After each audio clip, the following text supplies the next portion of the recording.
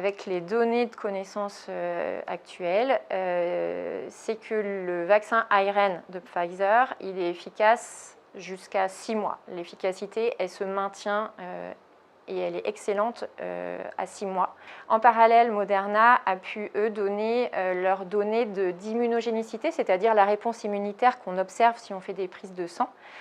Et on voit que leurs données de réponse immunitaire à 6 mois sont aussi excellentes qu'elles le sont à 2 mois.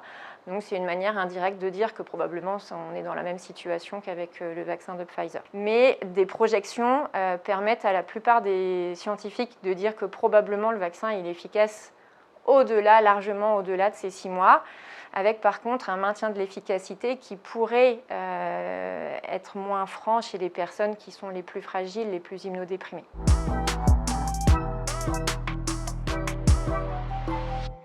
À l'heure actuelle, chez des personnes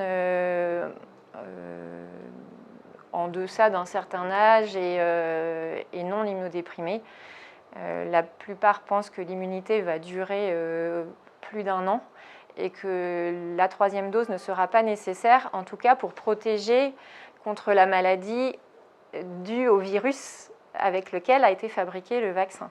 Par contre, chez les personnes particulièrement immunodéprimées ou peut-être chez des personnes très âgées, une 3e dose sera nécessaire, soit parce que dès le départ, ils n'ont pas bien répondu à la vaccination et ça permettra de faire un rattrapage, soit parce que leur réponse immunitaire va quand même diminuer un peu plus trop vite et qu'un boost va permettre d'améliorer leur immunité.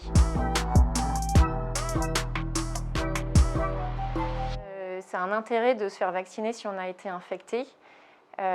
Au début de la campagne de vaccination, on recommandait d'attendre plutôt 6 mois après l'infection pour être vacciné et à vrai dire, on n'avait pas tellement de crainte que la vaccination puisse être mal tolérée, etc.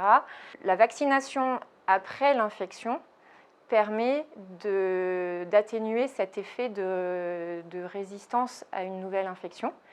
Et donc ça a effectivement été très bien montré que chez les personnes qui ont été infectées, si on les vaccine à peu près 2 mois après, eh bien on obtient une amélioration de la réponse immunitaire avec des taux d'anticorps qui sont multipliés par 100 à 1000 et qui sont qualitativement de bien meilleure qualité. Les auteurs sont allés plus loin et ils ont montré que les anticorps produits après cette vaccination permettaient non seulement de se protéger contre le variant de base, mais aussi contre toute la panoplie de variants qu'on connaît et même contre le SARS-CoV-1, c'est-à-dire le coronavirus qui lui ressemble de 2003 à 2004. Par contre, ils ont montré que faire 2 doses de vaccin chez les personnes infectées ne faisait pas mieux qu'une dose.